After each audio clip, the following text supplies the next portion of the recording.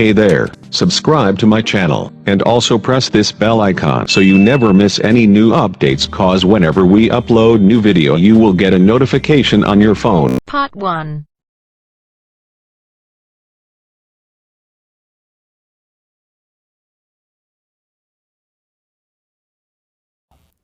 You will hear a number of different recordings, and you'll have to answer questions on what you hear. There will be time for you to read the instructions and questions, and you will have a chance to check your work. All the recordings will be played once only. Write all your answers in the listening question booklet. At the end of the test, you will be given 10 minutes to transfer your answers to an answer sheet.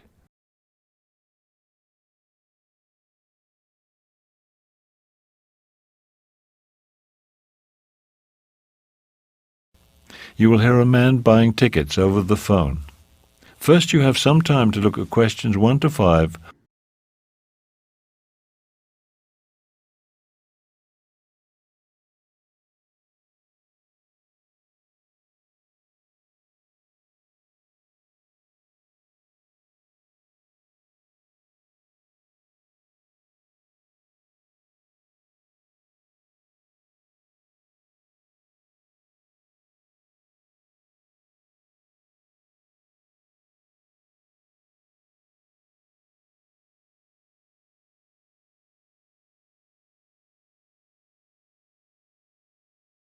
Now we shall begin. You should answer the questions as you listen, because you will not hear the recording a second time. Listen carefully and answer questions 1 to 5. Good morning, Municipal Museum of Art, Information Desk. Yes, I'd like to find out about tickets for... Tickets? That's our Special Events Department. Let me transfer you. Special events? Yes, hello. I'm interested in the series you have going on now. Oh, you mean our lecture series on the history of art? Actually, I meant the concert series. Oh, yes, of course. It's already begun, but there's still a concert tomorrow. That's Thursday. There's also one on Saturday, and then the last one is on Sunday. The one tomorrow, is that when they'll be playing the Mozart concerto? Yes, it is.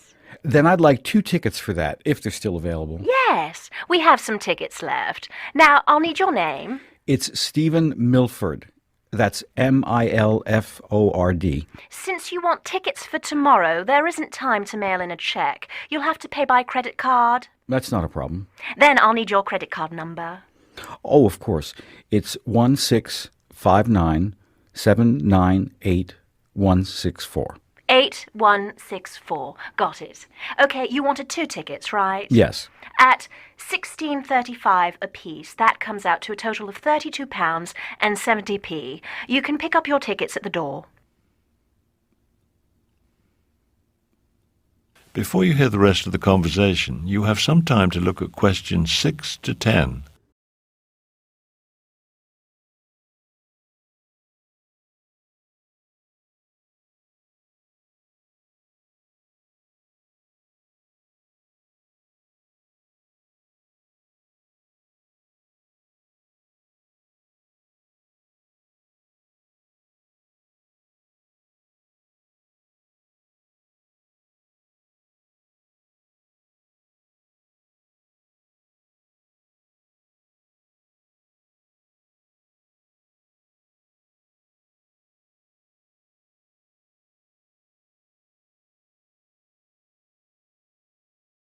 Now listen carefully and answer questions 6 to 10. Fine. Could you tell me how to get there? We're coming by train. Certainly, it's very easy. When you get out of the train station, you'll see the library right across the street. Just walk down to the corner. Do I go right or left out of the train station? Oh, sorry. Go right, walk down to the corner. Right there on the corner you'll see a bank, and across the street on the opposite corner is the post office. There are some office buildings across the street too. Anyhow, you just go right at the corner, past the car park, and you'll see the museum right there in the middle of the block. If you get to a hotel, you've gone too far. So right at the corner and past the car park, but not the hotel. All right, I think I've got it. Great. Make sure you're here by 7:30. That is the end of part 1. You now have half a minute to check your answers.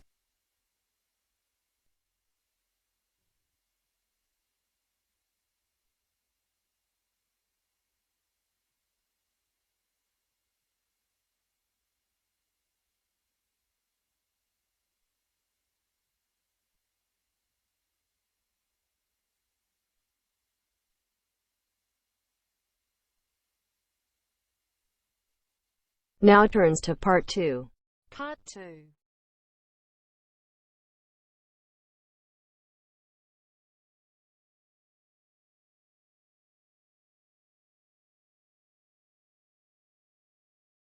You will hear a recording of a radio show about tourism to Raven Island. First, you have some time to look at questions 11 to 17.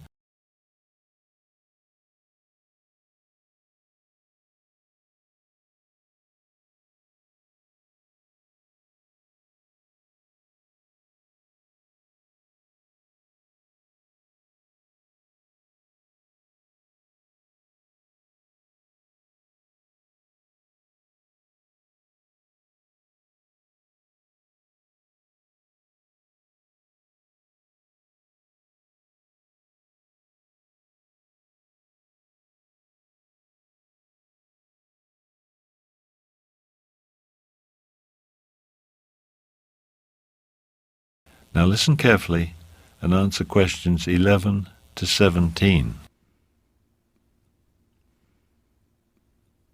Good afternoon and welcome to Travel Time.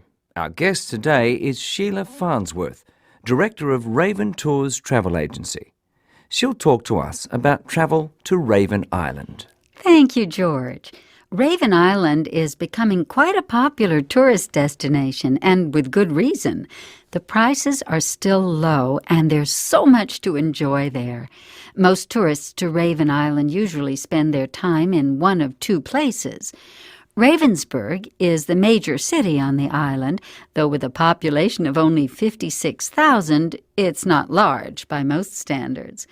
But for those who enjoy a more urban-style vacation, Ravensburg is where they go.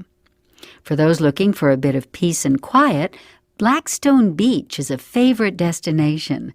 This town, located on the island's northern coast, has a population of just 12,000 people. The weather on Raven Island is always nice, especially during the summer. Summer in the city of Ravensburg is warm, with average temperatures reaching 26 degrees or higher. And the weather is always pleasantly sunny there during July and August. Summer at Blackstone is a bit cooler, with average temperatures of around 23 degrees, and the weather is often windy because, of course, it's located on the coast. Ravensburg has a lot to offer visitors. Its clubs and theaters are well known, so if entertainment is what you're looking for, Ravensburg has the advantage there. The disadvantage to this is that particularly during the Summer Theater Festival, the city can become quite crowded with entertainment seekers. Blackstone Beach, on the other hand, is famous for its many fine seafood restaurants, considered to be the best on the island. So if you like seafood, that's the place to go. Unfortunately, eating seafood is the major activity in Blackstone. It's a very quiet town, which is a disadvantage if you're looking for excitement. How can you get there? The Ravensburg Airport is actually located a bit out of town. It's 25 kilometers from the city, but frequent bus service, taxis, and car rentals make it quite easy to get downtown. Travelers to Blackstone Beach also use the Ravensburg Airport, which is about 75 kilometers away. There are 3 buses a day from the airport to Blackstone, or you can rent a car, of course. Before you hear the rest of the talk, you have some time to look at questions 18 to 20.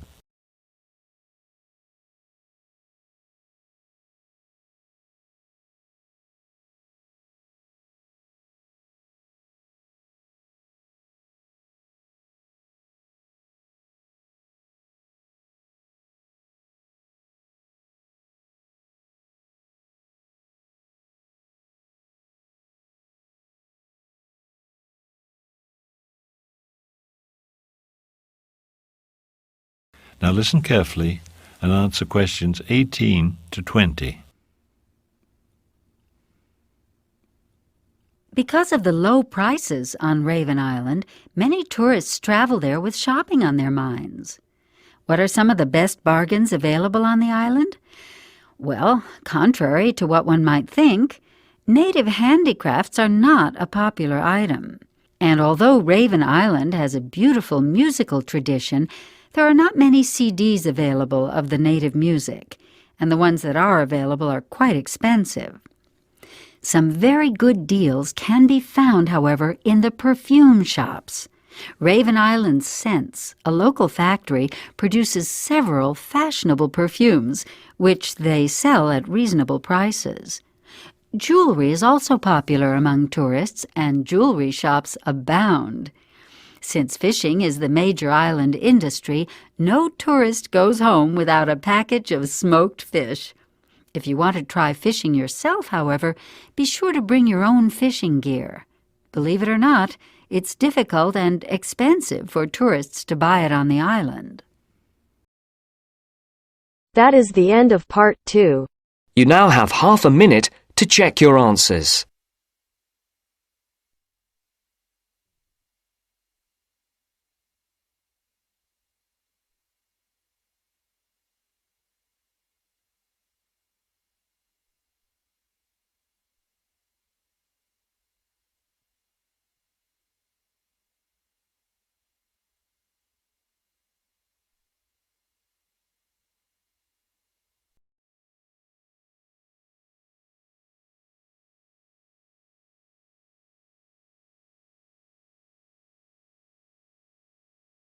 Now turns to part 3.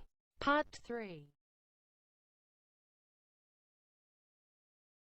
You will hear two students talking about a class project. First, you will have some time to look at questions 21 to 23.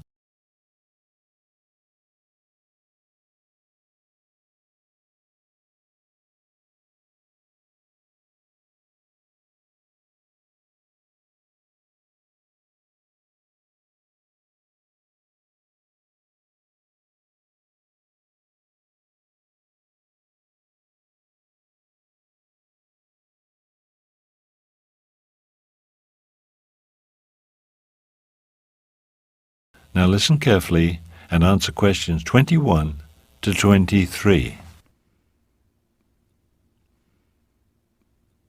Hi, Janet. Harry, what's up? You know that research project we have to do for Professor Farley's class? Have you started it yet? Started it? I'm almost done. Really? I'm having trouble. You think you could help me? You're going to need a lot of help. It's due next Thursday. I know. And it counts for 40% of our final semester grade. I know, so I could really use your help. So what topic did you choose? I did my research about people's TV watching habits. You mean which programs they watch? Yeah, and how often they watch. It was really interesting. Before you hear the rest of the conversation, you have some time to look at questions 24 to 30.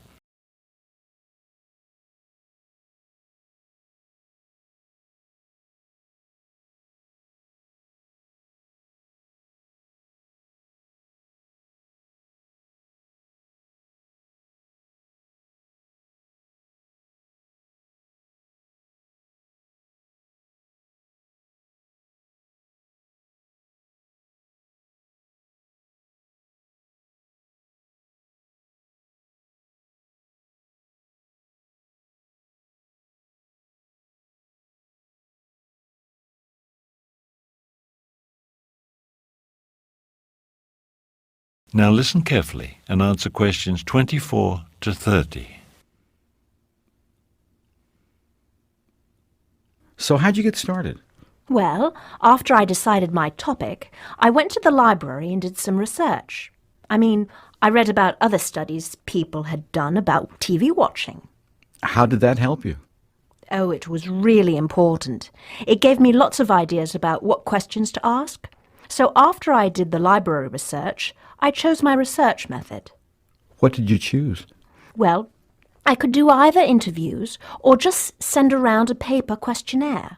I decided to use the questionnaire because I could get information from a lot more people that way. And then what? I made up the questions for the questionnaire. And who did you give it to? Well, that's what I had to do next. Choose my subjects. You have to think about if you want data from people of a certain age or certain professions and things like that. I decided to ask people like myself, university students. So then you just went around and asked people the questions? Well, first I had to submit my research design to Professor Farley.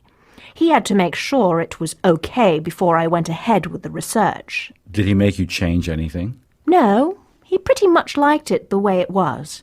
So then I had to send out the questionnaire. I just put it in all the students' mailboxes. A lot of them responded. I got a lot of results. Pages and pages. Well, what did you do with all that information? Well, I did what Professor Farley told us to do. I made charts and graphs. That helped me figure out what all the data meant. Charts and graphs, huh? I'll have to look at my class notes. Yes, you'd better. The professor outlined the whole process for us. So then you'll just hand in those charts and graphs on Thursday? Well, I'll have to write a report too, of course. I mean, the professor wants to see our interpretation of the results. That's the whole point, don't you see? Yeah, I guess.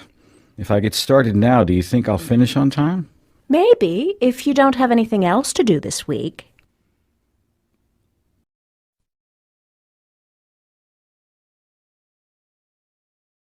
That is the end of part 3.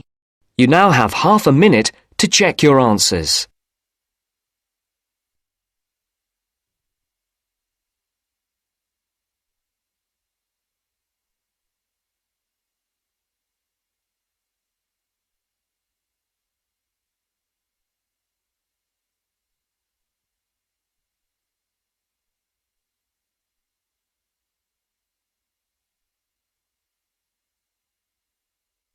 Now turns to part 4.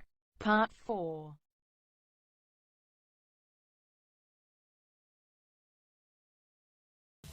You'll hear a professor giving a lecture on the American crow. First, you have some time to look at questions 31 to 40.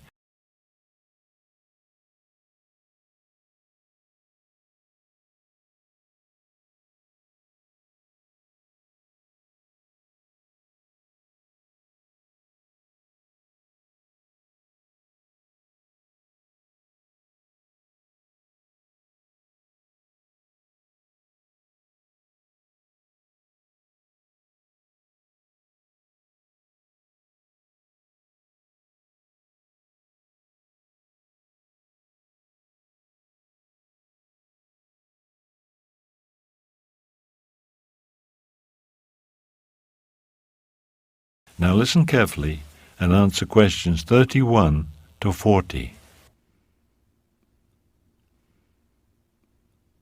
Today I'll talk about the American crow, also known as the common crow.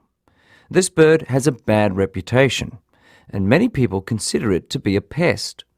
But the American crow and many of its cousins in the corvid family are actually among the most intelligent of all the birds. There are about 40 species in the crow family, and they can be found in most parts of the world.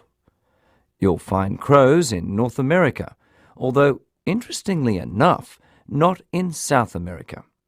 While crows live in cold areas of the far north close to the Arctic region, there are none in Antarctica.